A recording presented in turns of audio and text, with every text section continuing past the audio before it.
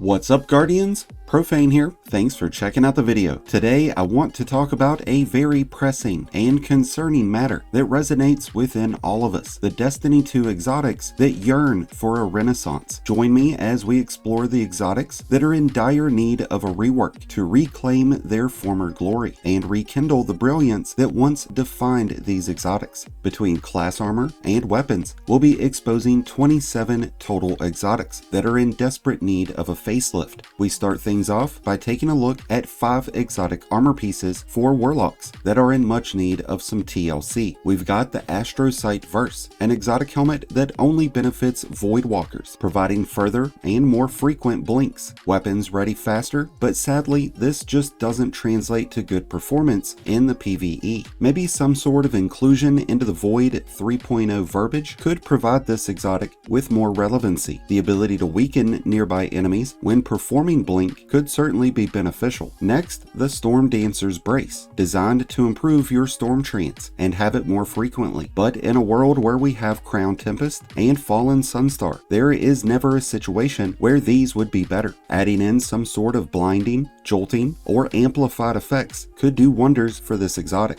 Prometheum Spur is the next exotic that needs some major reworks. An extremely niche exotic that creates healing and empowering rifts at enemy locations. This is something that would be far more beneficial in the face of a horde mode, but we don't have that. So maybe the inclusion of some noble seekers getting produced instead of a rift. This could be far more useful at any level of content. Apotheosis Veil is in desperate need of some updates. Its only benefits are limited to when supers are activated, and in comparison to other exotic helmets like Verity's Brow, this exotic just doesn't cut the chud. If the regeneration of abilities could be triggered more often, then maybe the Apotheosis Veil could be a viable option, or maybe even the addition of anti-champion perks. The last Warlock exotic that I want to talk about is the Skull of Dire Ahamkara. This grants bonus super energy when defeating enemies with your Nova Bomb, and while you are casting it, you get increased resistance, and that's it. Pretty bleh. But if it could be reworked to include some Void 3.0 verbiage so that intrinsically we could get some sort of Void Overshield or Devour instead, then maybe this exotic would be far more relevant than it currently is. With Warlocks out of the way, let's talk about the 5 Hunter exotics that are in dire need of some upgrades. Starting with the Oathkeepers. Yes, getting to indefinitely hold your bow draw can be nice, but does it really help anything? Not really. And the increase in damage is rather negligible, even in Crucible. The addition of anti-champion perks, or maybe an increase in bow draw time and over-piercing abilities would be a great way to make this exotic relevant. The Knucklehead Radar is another disappointment in exotic armor for hunters, completely useless in the PvE, and really not overly beneficial when in Crucible either. But if this exotic could provide enhanced radar to fellow teammates, or provide other support like enhanced reload or handling, stability, aim assist, or anything like that for fellow teammates, then this is an exotic that could really make for some interesting interactions. After Arc 3.0 modifications were implemented, the Blight Ranger became a completely useless exotic helmet, and it really wasn't that beneficial beforehand. It's a pretty niche exotic at this point.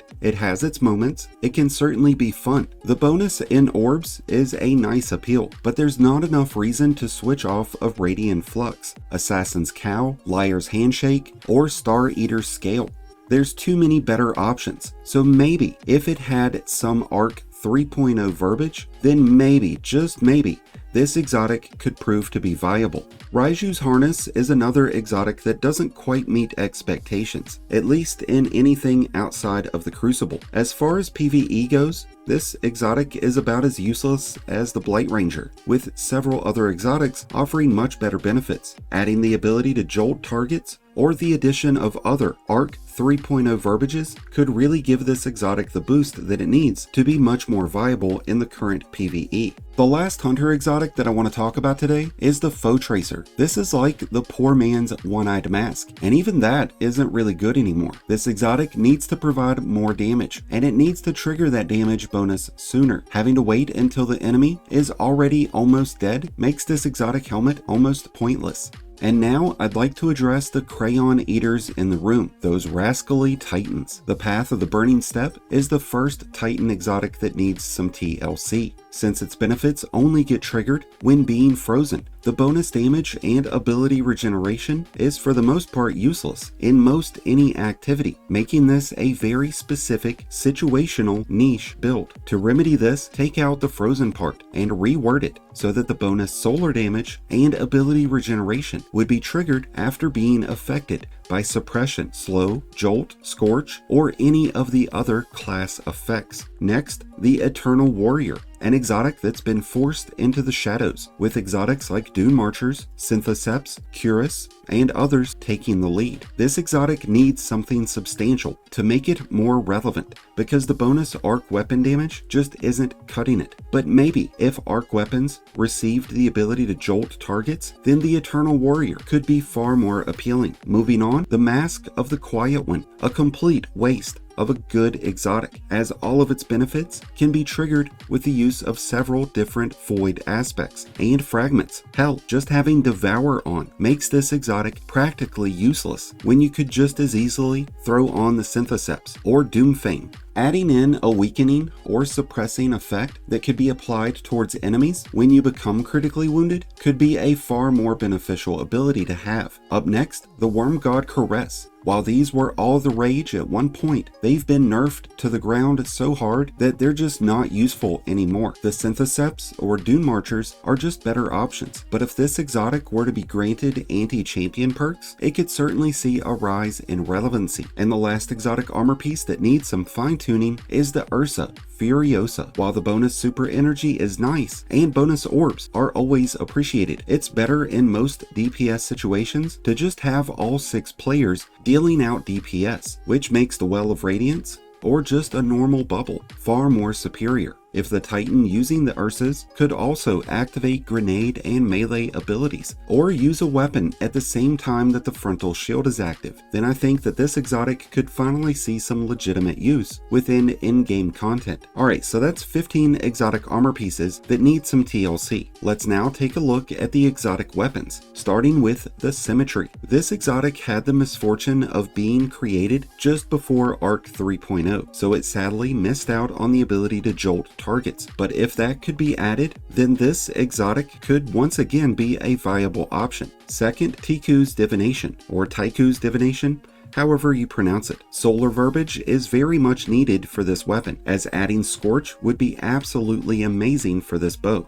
Third, the Cerebrus Auto Rifle. This thing is just ass. The only weapon that has accuracy that gets worse the closer you get to your enemy. This exotic is just laughable, but after seeing the success of the Quicksilver Storm, some sort of alternate firing mode could really be beneficial for the Cerebrus. Next up, all exotics that have the Fundamentalist weapon trait. This allows for you to swap between solar, arc, and void energies, and is only available on the Borealis, the Hardlight, and the Dead Messenger. One of two things needs to happen. Either these weapons need to have Strand and Stasis added into their rotation, or we need a darkness variation of the Hardlight, the Borealis, and the Dead Messenger that all provide the dark energies of Stasis, Strand, and whatever the next energy will be. Alternatively, I would happily settle for these weapons to receive 3.0 synergy, so that the Hardlight, for example, when its active energy matches your subclass, it would be able to apply class effects like Incandescent, Jolt, or Volatile. Alright, next up, class-specific exotic glaives. Let's be honest, the quests are just too long and too aggravating for these glaives to suck as much as they do. Outside of a blanket buff, these glaives could benefit from having their class-specific requirements removed, allowing them to be used by any class. And finally, 3 exotic sniper rifles that are still listed as heavy weapons: the Whisper of the Worm, the Darcy, and the Queensbreaker. It's just not fair anymore to have these exotics locked into the heavy slot, as we have Izanagi's in the kinetic slot, and the Cloud Strike and Borealis in the energy slot. tweak the damage of these exotics a bit, and put these snipers where they rightfully belong. And with that, we have concluded our journey through the 27 exotics that are in desperate need of being reworked in Destiny 2 Lightfall. If I failed to include any exotic that you feel is in dire need of some upgrades, then by all means, let us know down in the comments below. Otherwise, I'd love to hear your thoughts on the aforementioned exotics and what new exotics you believe will be coming out with the release of Season 22. Thank you as always for checking out the video. If you enjoyed and found it helpful, then be sure to hit the like button below along with the subscribe button if you're new. Both are greatly appreciated and both really do help support the channel. And until next time, Guardians, this has been Profane, wishing you all some happy hunting.